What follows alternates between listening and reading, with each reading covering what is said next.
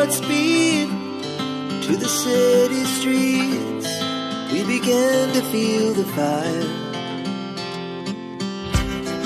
We rise like tall buildings as the chemicals, they take us higher. The night's young and it's just begun as she puts her hand in mine.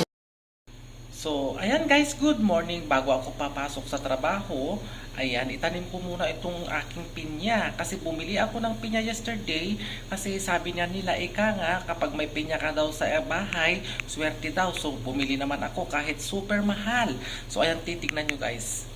Ayan, pagdating ko guys, binalatan ko kaagad yung pinya. At kasi nakita ko to mas maganda itong ano niya, corona niya. Ngayon, nung tinanggalan ko ng konting balat, ay dahon sa ibaba, ayan, may ano na, ugat. Ayan, oh, nakikita nyo yan, ugat yan guys, oh.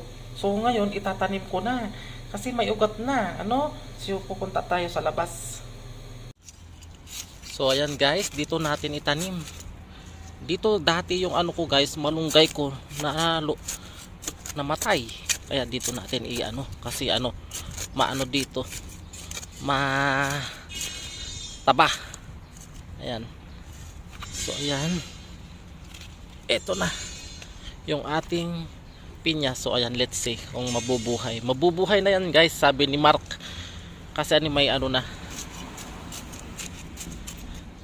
may ugat na. Pag mabubuhay to, ay ang ganda, saya-saya. Kasi swerte daw ang bahay na may, ay nabunot na yung ano, sibuyas. Ayan. So ayan guys, naitanim ko na yung ating pinya. I-update ko kayo kung mabubuhay ito. Thank you for watching.